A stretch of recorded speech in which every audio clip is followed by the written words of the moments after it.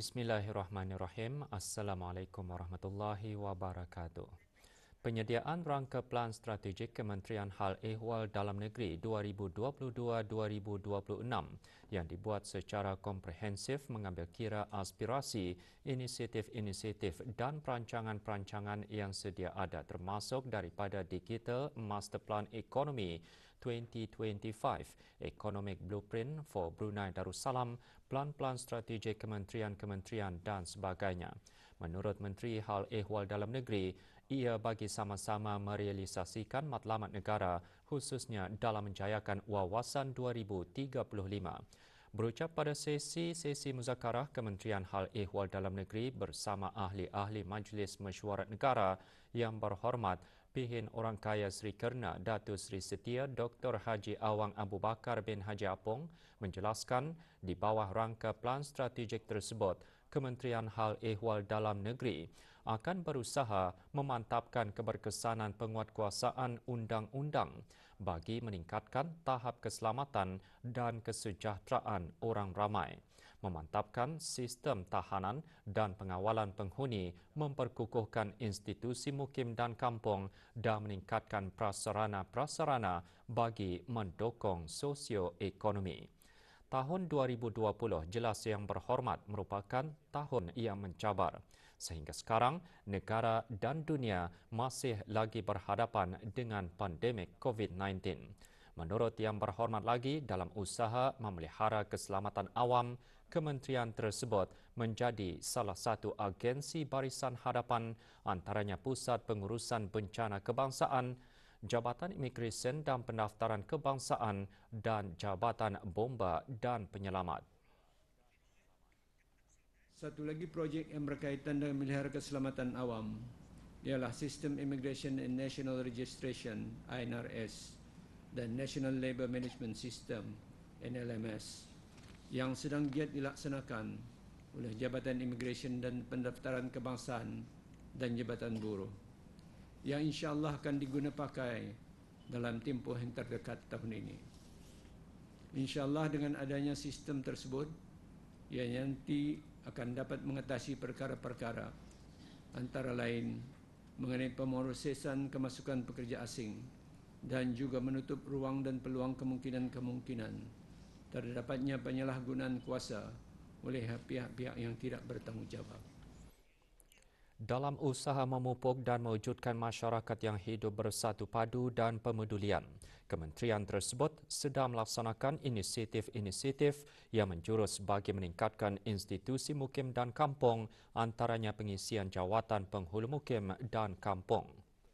Mengambil kira pentingnya penghulu dan ketua kampung sebagai pemimpin akar umbi, projek e-undi yang dihasratkan bagi membantu mempercepatkan proses-proses pengisian jawatan penghulu mukim dan ketua kampung dihasratkan dapat digunapakai pada suku pertama tahun 2021 ini. Mengenai dengan penyertaan belia dalam Majlis Perundingan Mukim dan Kampung, kita menghargai akan tindakan proaktif beberapa buah majlis-majlis perundingan mukim dan kampung yang sudah mula mengetengahkan belia-belia menjadi ahli Majlis Perundingan Mukim dan Kampung. Sehubungan dengan itu, sekali lagi kita berharap agar usaha-usaha dapat dipertingkatkan bagi sama-sama menarik lagi minat belia untuk menyertai Majlis Perundingan Mukim dan Kampung agar mereka dapat membantu memajukan sektor perekonomian, sosio budaya dan perpaduan di peringkat akar umbi. Kementerian Hal Ehwal Dalam Negeri juga berusaha ke arah perkembangan sosioekonomi bagi revitalisasi beberapa aset kementerian di kawasan pusat perniagaan Bandara Seri Begawan dan memangkin perniagaan satu kampung, satu produk.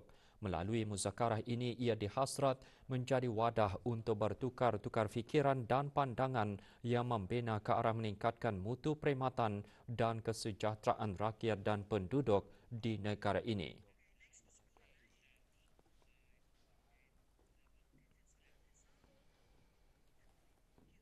Otoriti Monetari Brunei Darussalam AMBD mengadakan majlis kesyukuran sempena menyambut ulang tahun ke-10 penubuhan AMBD. Majlis berlangsung di Masjid Suri Seri Begawan, Raja Pengiran Anak Damit, Kampung Manggis, Madang.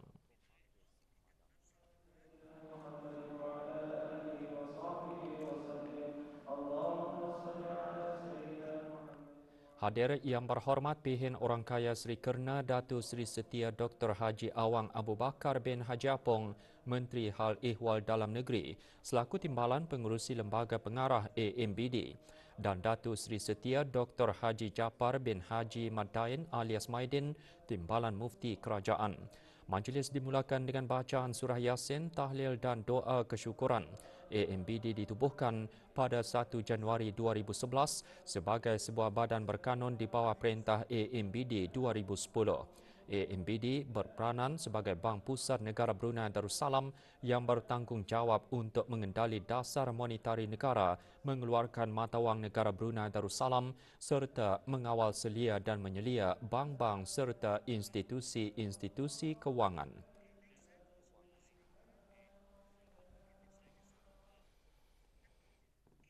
82 orang pelajar telah terpilih untuk memasuki Institut Tahfiz Al-Quran Sultan Haji Hassanah Bolkiah. Pendaftaran kemasukan bagi para pelajar tahun 7 berlangsung petang kemarin. 41 orang pelajar lelaki mendaftar di ruang legar bawah asrama institut berkenaan di Jalan Raja Isteri Pengiran Anas Saleha. Hadir yang berhormat Pihin Udana Khatib, Datu Paduka Sri Setia Ustaz Haji Awang Badarudin bin Pengarah Datu Paduka Haji Awang Osman, Menteri Hal Ehwal Agama.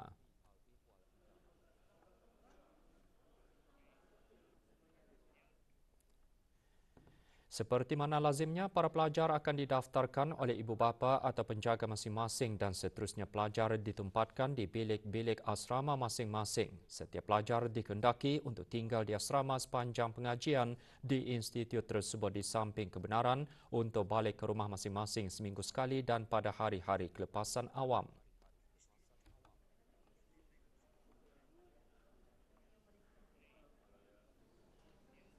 Sementara itu, sesi pendaftaran kemasukan pelajar-pelajar perempuan tahun 7 Institut Tahfiz Al-Quran Sultan Haji Hassanah Bolkiah diadakan di bangunan kondominium Ong Sumping. 41 orang pelajar perempuan terpilih untuk memasuki institut ini.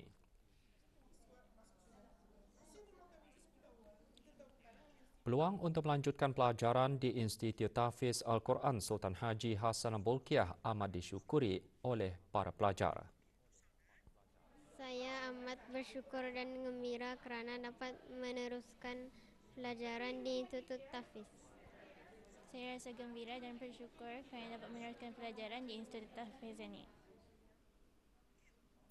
Pengajian di Institut Tahfiz Al-Quran Sultan Haji Hassanah Bolkiah disifatkan sebagai gedung bagi memantapkan kemahiran pembacaan dan penghafazan Al-Quran. Sendirilah, kami encourage lah. Nang memang hasrat semua orang mau menghafal Al-Quran. Jadi ini alhamdulillah bagi kesempatan. Alhamdulillah, saya amat bersyukur kerana anak saya terpilih memasuki Institut Tahfiz ini dan semoga anak saya beroleh kejayaan di masa akan datang. Ini andang cita-cita kiri aku sendirilah. Jadi anak-anak nak berminat tapi sudah dibagi motivasi itu ini dunia akhirat untuk menarik kedua ibu bapanya ke syurga cato. Jadi so durang pun macam sedikit demi sedikit atau lama-lama jadi berminatlah. Situasi terkini jangkitan COVID-19 di negara Brunei Darussalam. 2 kes aktif masih dirawat di Pusat Pengasingan Kebangsaan dengan tiada kes baharu COVID-19 dicatatkan kemarin. Dalam siaran akhbar mengenai perkembangan situasi jangkitan COVID-19 di negara Brunei Darussalam, Kementerian Kesihatan memaklumkan jumlah keseluruhan kes jangkitan kekal 174 dengan kes sembuh seramai 169 orang.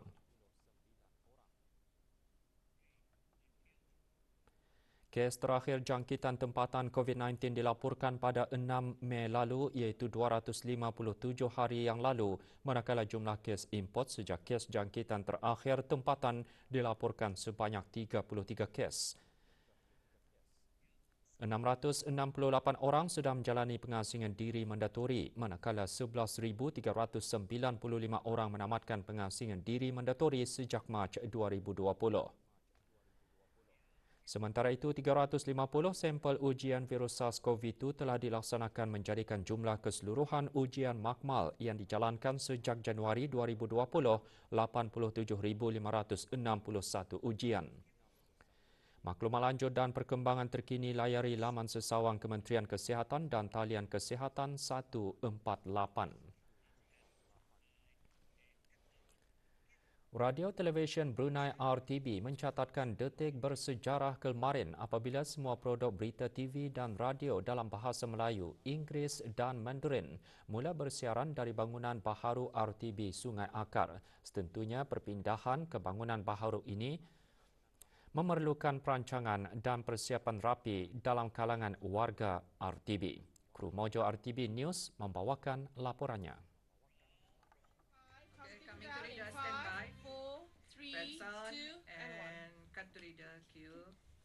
Hari Isnin, 18 hari bulan Januari 2021, bermulalah siaran berita RTB dari bangunan baharu RTB Sungai Akar.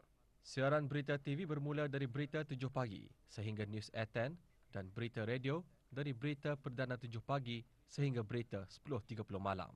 Laporan-laporan yang dimuatkan dalam setiap produk berita padat dengan maklumat dan perkembangan semasa dari dalam dan luar negara. Dari Studio Jubli 1 Radio Brunei, saya Dayang Kumas Dinawati, Pengiran Haji Merali.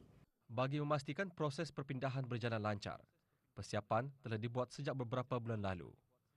Ini termasuk beberapa sesi latihan diadakan.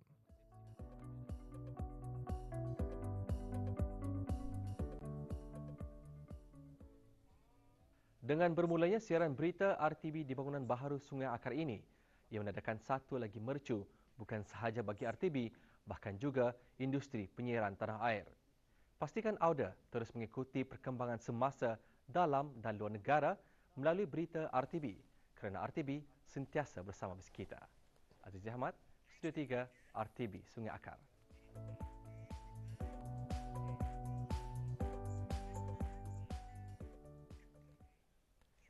Dua pelajar yang mewakili negara Brunei Darussalam ke ASEAN Cyber Kids Camp 2020, Awang Muhammad Musa Saifullah bin Muhammad Satria Alam Shah, pelajar tahun 7 dari Maktab Sains Paduka Seri Begawan Sultan, dan Awang Rizwan bin Syahrinan, pelajar tahun 6 dari DES School, menerima anugerah gangsa dalam pertandingan tersebut. Pertandingan yang diadakan secara dalam talian